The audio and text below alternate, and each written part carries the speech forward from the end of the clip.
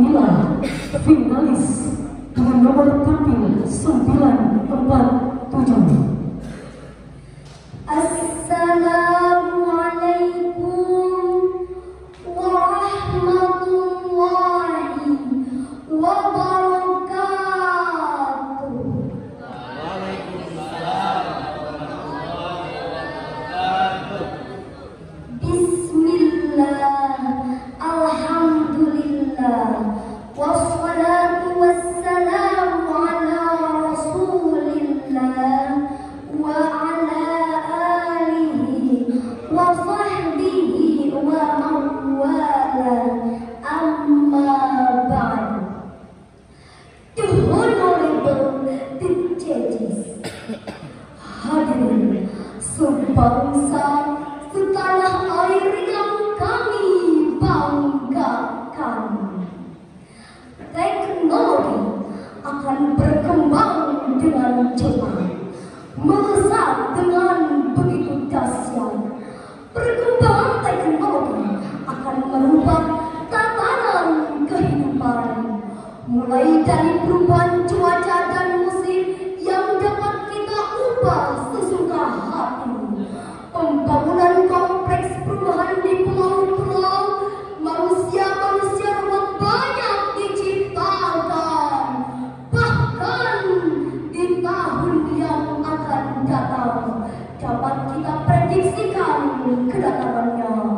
Sungguh dahsyat perkembangan yang dapat kita rasakan.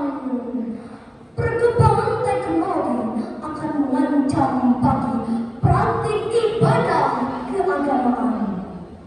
Hadirin, perkembangan teknologi juga akan menghantarkan kita ke era di mana dakwah semakin tersebar luas tak terbatas. Dari yang menggunakan kitab kuning dan tebal, kitab-kitab berbasis digital.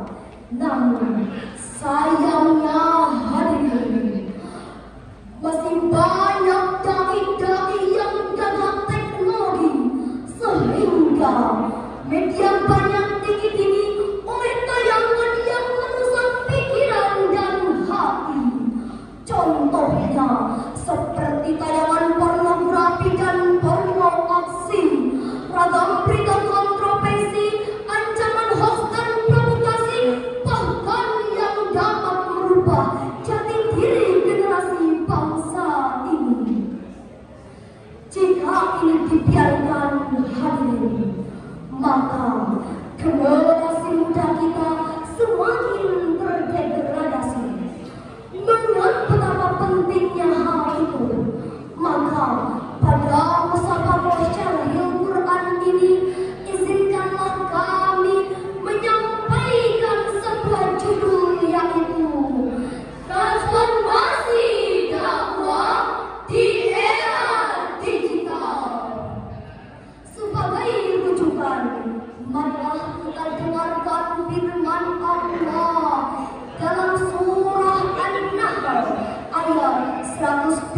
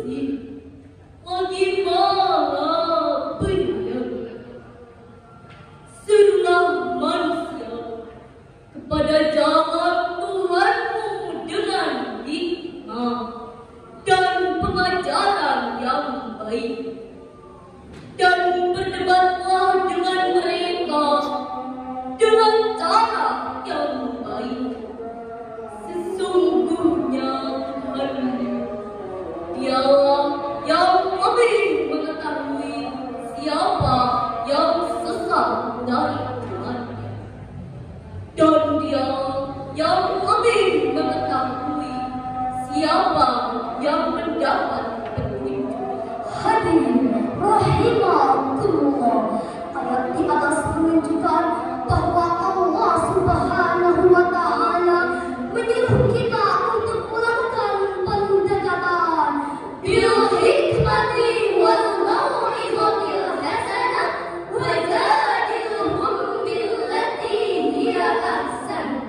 Imam As-Sa'di dalam kitabnya Taysirul Karim Ar-Rahman di Taysirul Karim Al-Ma'dan juz 15 halaman 252 menjelaskan tentang al-hikmah adalah kullu ahadin ala hasbi halihi wa fahmihi wa kulli man kiasihi.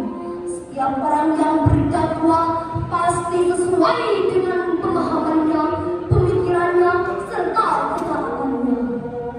Pandangan ini menunjukkan bahwa dakwah bersifat dinamis. Ibaratkan seorang dokter, seorang dai yang harus memahami kondisi pasiennya supaya dengan tepat ia bisa memberikan obat dan dosisnya. Sebagaimana ilustrasi dakwah Imam Al-Baghdadi dalam kitabnya Taysirul Karim Ar-Rahman fi Taysiril Karim Al-Ma'dan. Sebagaimana ilustrasi dakwahnya para wali songo, kunci yang dipegang adalah menang tanpa tanding dan nurun tanpa balas, melahirkan sebuah terobosan tinggi melalui perkelahian maya, sehingga yang menonton pun senang, tenang, tertawa dengan riang, tidak uring-uringan, bisa sambil makan dan puangnya pun kenyang, tidak menimbulkan perpecahan, perkelahian, apalagi perperangan. Bahkan dahsyatnya hadirin, setelah pulangnya dari sini, banyak di antara mereka yang datang memeluk agama Islam. Hadirin rahimakumullah, dakwah juga harus dibuat dengan yang ramah, menggugah, namun tetap berfaedah. Konten-konten dakwah juga harus dibuat dengan asik, menarik, sehingga anak-anak yang tadinya kecanduan main game FL, FF, dan lain lagi sebagainya, sekarang lebih memilih mendengarkan tilawah.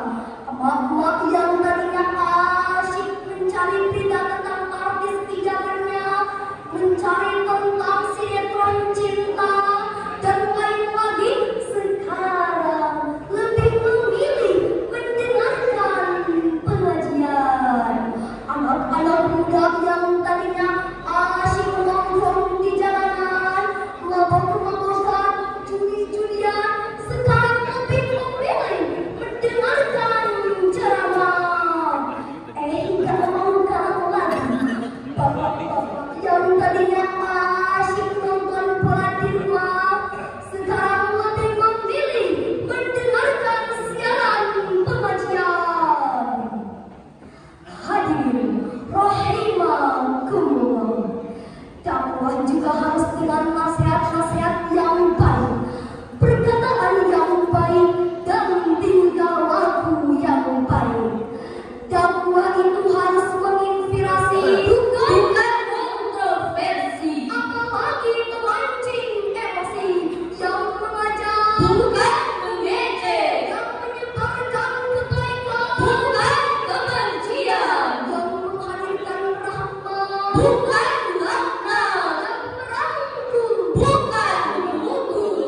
Konten-konten dakwah belum menjadi siaran favorit dan jarang viral.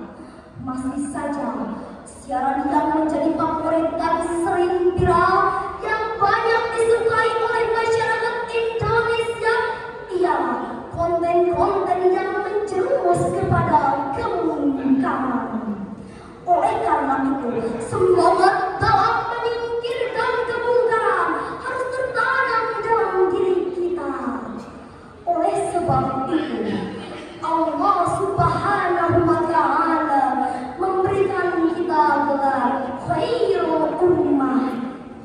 itu umat terbaik. Siapa yang dimaksud dengan khairul ummah di sini? Jawabannya adalah kita sebagai umatnya Nabi Muhammad Sallallahu Alaihi Wasallam. Sekali lagi, marilah kita dengarkan firman Allah dalam surah Ali Imran ayat 110 sebagai berikut. Kuntum khairu ummatin ukhrijat lin-nasi ta'muruna bil ma'rufi wa tanhauna 'anil munkar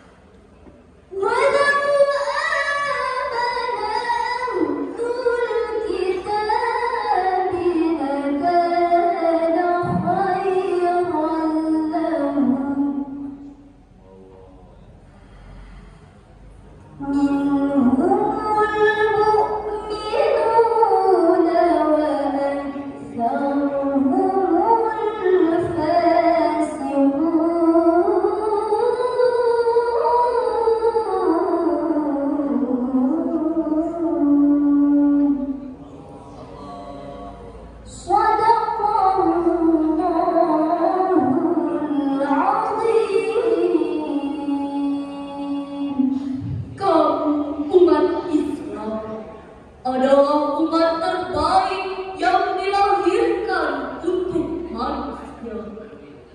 Karena kamu menyuruh berbuat yang makruh dan mencegah dari yang munkar dan beriman kepada Allah.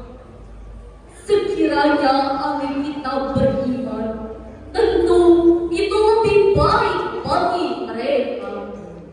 Di antara mereka ada yang beriman, namun kebanyakan mereka adalah orang-orang yang asing. Maha benar Allah yang Maha Agung dengan segala firman-Nya. Hadirin rahimakumullah, ayat di atas menunjukkan bahwa ketika kita mempunyai waktu luang, isilah waktu luang itu dengan sesuatu yang bermanfaat supaya tercegah dari kemungkaran. Sebagaimana dalam hadis Arba'in ke-12, qala Rasulullah sallallahu alaihi wasallam, min husni islamil mar'i tarkuhu ma la ya'ni. Rasulullah sallallahu alaihi wasallam bersabda, di antara tanda kesempurnaan Islam seseorang, ia meninggalkan hal yang tidak bermanfaat baginya. Hadis riwayat Tirmizi dan lainnya. Hadirin rahimakumullah, kesimpulan dari uraian di atas adalah: pertama, tingkat-tingkat dakwah dari tingkat lokal hingga tingkat internasional. Kedua, dakwah yang tadinya monoton menjadi asyik ditonton, dari debat yang menyeramkan menjadi debat yang menyenangkan. Tetap bersama walaupun kita berbeda pandangan. Untuk menutup syarahan ini, izinkanlah kami menyampaikan sebuah syair lagu berikut ini. Dalam sepi menyentuh lampu berjuang, maju serentak mencapai kemenangan untuk negara, bangsa dan keadilan. Panggilan